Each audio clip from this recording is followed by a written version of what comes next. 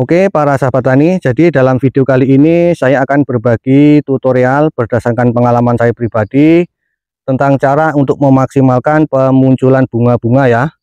Jadi tujuan kita dalam berbudidaya tanaman itu tentunya menghasilkan buah yang banyak. Nah, akan tetapi untuk menghasilkan buah yang banyak, tentunya kita harus memberikan perlakuan yang Assalamualaikum warahmatullahi wabarakatuh. Salam semangat para sahabat-sahabat taniku semua dimanapun berada. Oke, berjumpa lagi ya bersama saya Samsul Ma'arif, dan masih tetap kita bersama channel Belajar Organik. Nah, oke para sahabat-sahabat tani semua, kembali lagi di sini saya membuatkan video tentang cara saya di dalam melakukan perawatan ataupun pemuliaan tanaman cabai varietas Abayomi yang saat ini sudah memasuki tahap pembuahan yang kedua ya. Sahabat-sahabat tani semua, yang usianya ini kurang lebih 5 bulan. Jadi sudah memasuki tahap pembuahan yang kedua. Nah, maka pada hari ini saya akan melakukan pemberian nutrisi ataupun pemupukan melalui penyepraian yang ditujukan untuk merangsang pertumbuhan bunga-bunga baru ya sahabat tani. Jadi agar pembuahan kedua nanti bunganya itu bisa lebih lebat daripada pembuahan yang pertama, itu maka hari ini saya akan memberikan nutrisi yang saya tujukan untuk memaksimalkan pemunculan bunga ya sahabat tani.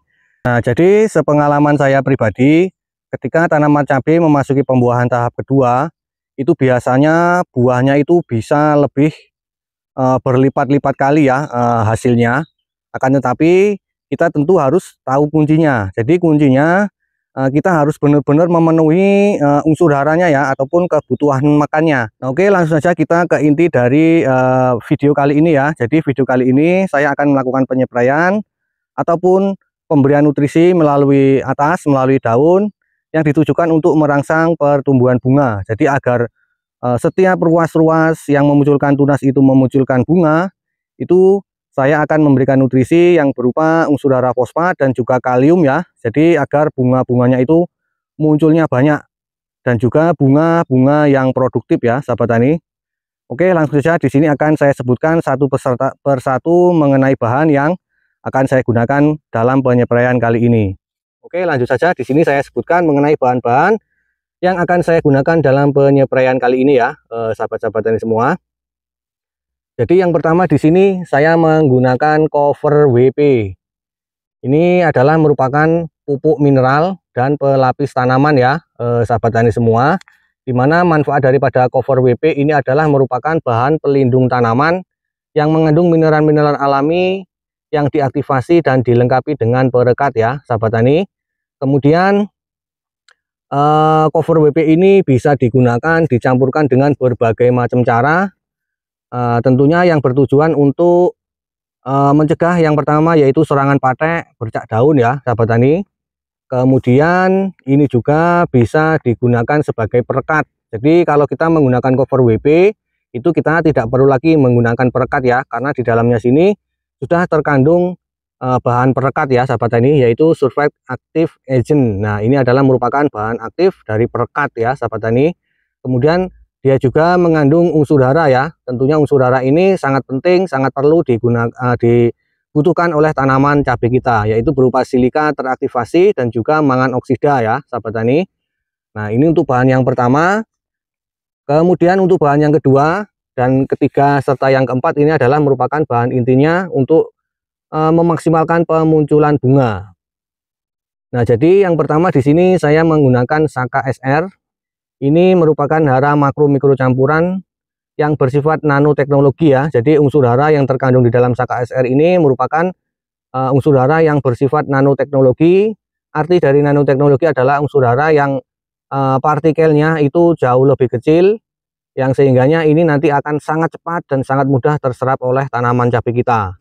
Dan untuk kandungan unsur haranya itu sangat lengkap ya. Ada makro dan juga mikronya, serta di dalam Saka SR ini dilengkapi juga dengan mikroba baik. Nah, kemudian apabila Saka SR ini digabungkan dengan unsur hara yang lain ataupun pupuk yang lain, itu akan membantu memaksimalkan penyerapannya. Nah, maka hari ini saya gabungkan, saya tambahkan dengan unsur hara yang juga sangat penting sekali dan tidak boleh ditinggalkan untuk memaksimalkan produksi dari tanaman cabai saya. Jadi yang selanjutnya, bahan yang selanjutnya yaitu merupakan bahan yang mengandung unsur hara kalium tinggi ya. Jadi kalau sahabat tani ingin memaksimalkan pembuahan, jadi pengisian bunga agar supaya bunganya itu tidak rontok, kemudian cepat menjadi buah dan juga matangnya itu bisa merata, itu sahabat tani bisa mencoba ataupun menggunakan Paslan Sae, karena ini saya juga sudah membuktikan manfaat daripada Paslan Sae Gold ini ya sahabat tani. Jadi dia kandungan unsur haranya itu berupa kalium yang cukup tinggi, yaitu 230 gram per liter, kemudian dilengkapi dengan unsur hara boron, zinc, dan oil essence ya sahabat tani. Nah, ini untuk bahan yang ketiga. Selanjutnya untuk bahan yang keempat, ini juga sangat penting, yaitu pupuk MKP ya sahabat tani, ataupun pupuk yang mengandung unsur hara makro, yaitu berupa fosfat dan juga kalium ya sahabat tani. Nah, ini untuk kandungannya fosfat dan juga kalium. Akan tetapi untuk kandungan fosfatnya itu jauh lebih tinggi ya, yaitu 52% dan kaliumnya 34%. Nah, ini saya gunakan untuk memaksimalkan pemunculan bunga. Nah, oke para sahabat-sahabat tani semua, setelah saya sebutkan satu persatu mengenai bahan-bahan dan juga saya cuplik mengenai manfaat-manfaatnya, selanjutnya kita menuju ke pengaplikasian ya.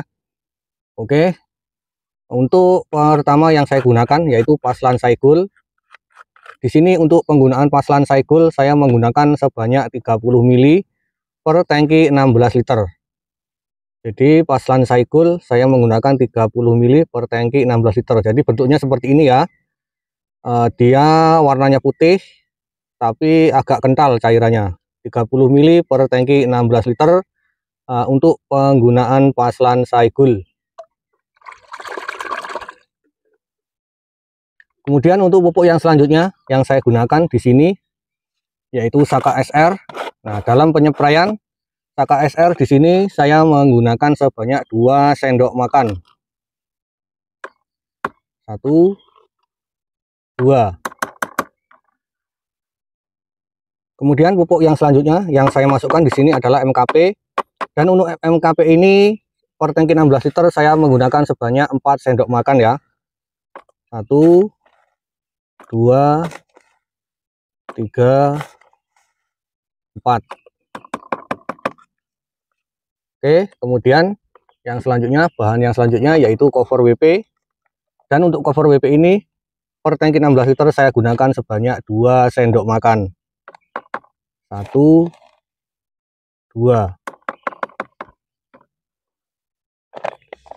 Oke, selanjutnya diaduk sampai terlarut, tercampur merata, homogen, agar nanti ketika dispraykan itu bisa cepat terserap oleh tanaman cabai kita.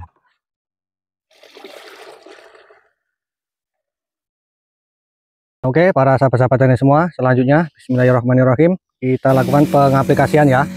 Untuk aplikasinya dispray secara merata seperti biasanya. Dilakukan dengan cara nozzle-nya diarahkan ke atas seperti ini ya. Jadi agak setengah diputar, nah seperti ini. Nah, untuk interval pengaplikasiannya, pemberian nutrisi itu diberikan 5 hari sekali ya untuk penyepraiannya. Jadi agar supaya nanti pembuahan yang keduanya itu bisa jauh lebih maksimal daripada pembuahan yang pertama. Nah, kemudian nanti setelah bunga-bunganya itu sudah banyak yang bermunculan, kemudian langsung saja kita berikan pupuk yang mengandung unsur hara kalium ya, jadi kalium yang didominankan.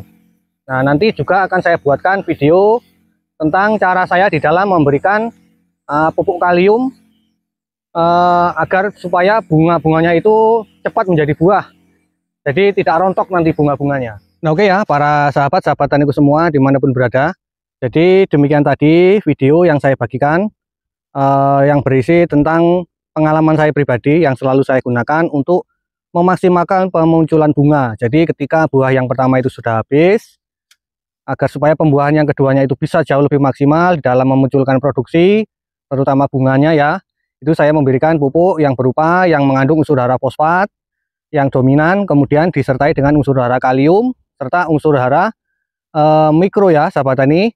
Kemudian di dalam pengaplikasiannya itu intervalnya 5 hari sekali, bisa dicampur dengan fungisida ataupun insektisida jika dibutuhkan. Kemudian di dalam penyepraiannya juga itu harus benar-benar diperhatikan, terutama di dalam pengadukan larutan, kemudian di dalam mengaplikasikannya ataupun menyepraikannya agar hasilnya lebih maksimal. Oke, selanjutnya apabila ada kesalahan di dalam penyampaian, saya mohon maaf yang sebesar-besarnya. Sekali lagi di sini bukan niat saya menggurui ataupun sok pintar, sok jago, tapi berbagi ilmu sesuai dengan pengalaman yang saya praktekkan dan yang saya terapkan. Selanjutnya, saya akhiri. Assalamualaikum warahmatullahi wabarakatuh.